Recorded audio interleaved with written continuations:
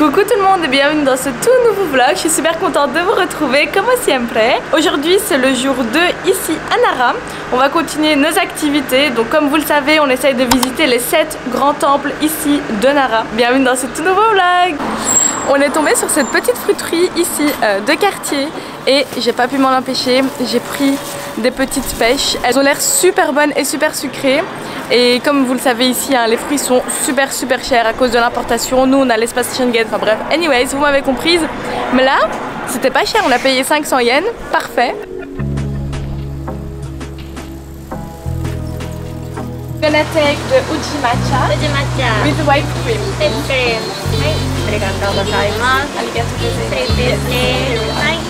On a pris ici un melon pan qui est un dessert ici super famous, arigato gozaimasu. Et on a rajouté une petite particularité, c'est qu'on a rajouté une petite whipped cream, donc c'est de la crème et ça va donner ceci. Et on a pris notre melon pan au matcha et on avait différentes possibilités. D'ailleurs on avait également la possibilité Belgian chocolate. Arigato gozaimasu. Voilà comment il est. On va faire un petit taste test comme siempre. Déjà il est hyper moelleux. Il est un petit peu dur de l'extérieur. Allez, taste test, bismillah. Ici c'est méga soft et de l'extérieur c'est un peu crunchy comme ça. Trop bon, un délice. Trop bien dans la ville de Nara, c'est qu'elle est super calme, super quiet. Une ville super agréable, super verte. Et puis regardez le temps comment il est. C'est trop bien, je suis en train de fondre hein, comme ma glace, mais il fait super agréable.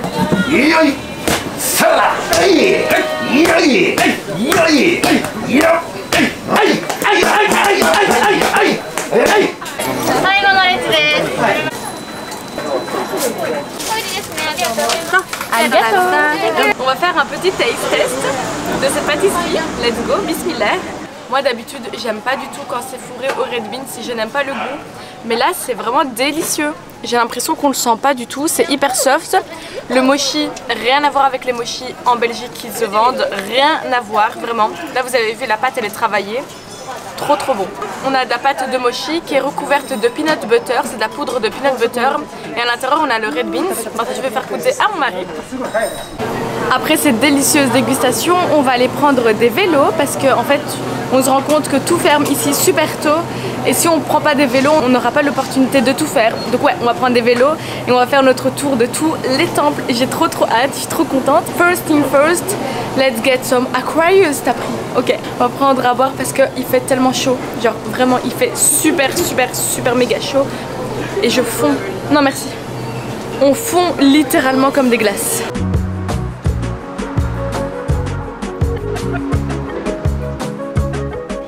On a loué donc 2 vélos électriques. Alors on n'a pas beaucoup de temps donc je vous la fais très courte.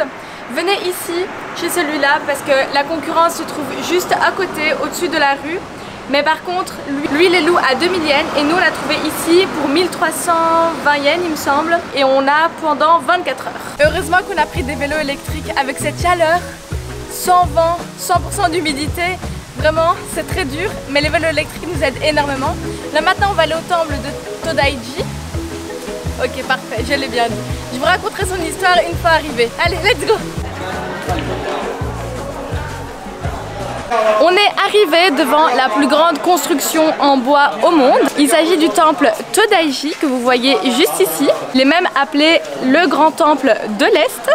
Pourquoi? Parce que sa finalité, sa vocation a été d'être l'un des plus grands temples de Nara. Le temple qui commande sur tous les temples de Nara. Regardez comment il est immense et central. Un peu dans la même idée que l'anneau unique dans Seigneur des Anneaux, si vous voyez ce que je veux dire. Et il a été construit sous l'empire de l'empereur Shumu. Par la suite, les gouvernements ont eu peur parce que les temples prenaient trop de puissance.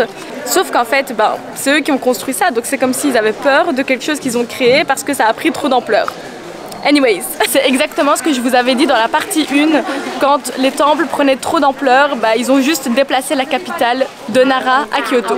À l'intérieur de ce temple, il y a un Bouddha de 500 tonnes qui est en bronze, donc il est super famous.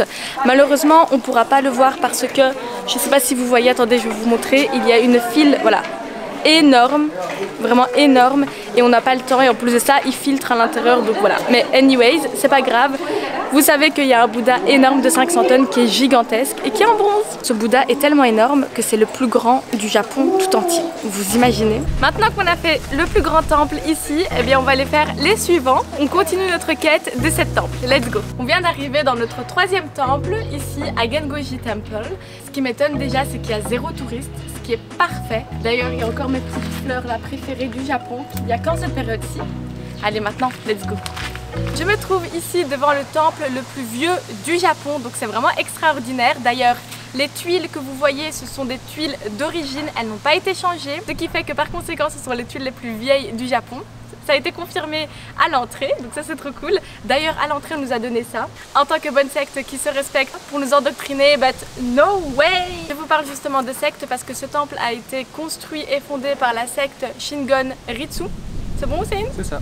Parfait. Ah oui, sorry, à chaque fois j'oublie les noms japonais. Le japonais ne veut pas du tout rentrer dans mon cerveau. Et Hussein, il a ce cerveau-là grâce à ce manga. Merci Hussein. D'ailleurs, by the way, toutes les japonaises ici ont un parapluie pour se protéger du soleil et des gants qui vont jusque là pour également se protéger du soleil parce que bronzer ici, c'est pas du tout beau. Voilà, bref, anyways. Petit détail à rajouter, alors ce temple appartient à la famille Soga. Vous vous souvenez, oui, la famille Soga fait également partie de la secte. Hein. Mais je vous avais parlé hier de la famille Fujiwara. Bien voilà, c'est une famille totalement différente qui est également riche, prospère, avec du pouvoir, etc.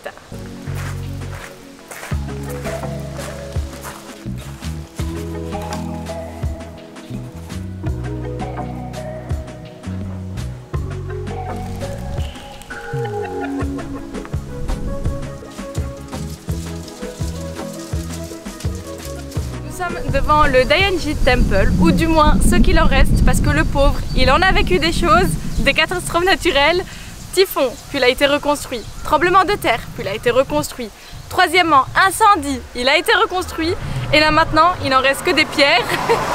D'ailleurs, le propriétaire, ou du moins la personne qui s'occupe de ce temple, méga méchant, méga aigri, méga frustré parce que on arrive, on essaye de prendre en vidéo ce qui reste du temple et il nous met la main devant la caméra alors qu'à côté il y avait littéralement des Japonais qui étaient là, qui filmaient, qui rigolaient, qui parlaient fort, etc. Nous on est discrets, on parle doucement, surtout qu'on essaye de respecter à chaque fois les lieux dans lesquels on se trouve. Mais je sais pas, vu qu'on n'est pas japonais, il a pas kiffé nos têtes, du coup il nous a mis sa main devant la caméra. Je trouvais ça hyper irrespectueux, mais bon, anyways, on n'est pas japonais donc c'est pas grave, on passe au suivant. Concernant le temple Dayanji, alors c'est un petit peu triste parce qu'on s'est renseigné et alors c'est beaucoup plus grand que ce qu'on pensait, de ce qu'on voyait. Mais le monsieur n'a pas voulu nous faire rentrer, donc on est un peu triste pour ça. Mais c'est pas grave, c'est lui qui n'a pas voulu de nous, donc it's okay.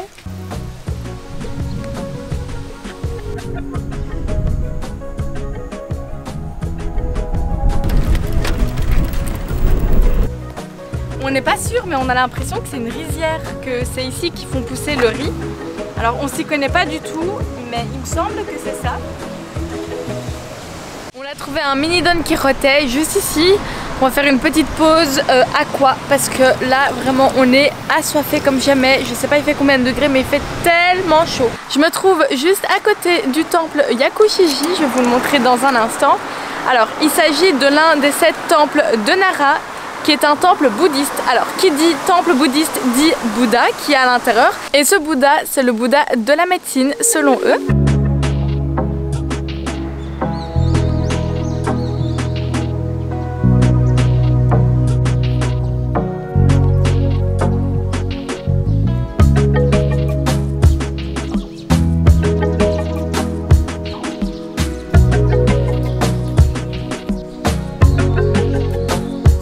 Appartient à la secte Osso, à savoir la secte bouddhiste la plus ancienne du Japon.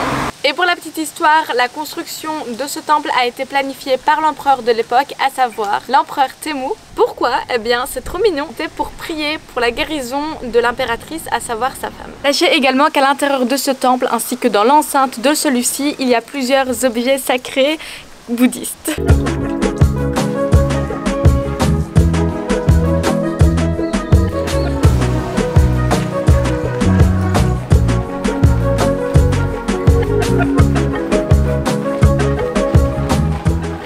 fait déjà quasiment nuit, donc on va déjà s'arrêter pour aujourd'hui. On continuera demain, comme quoi. C'est pas très facile parce que les 7 temples sont très éloignés les uns des autres.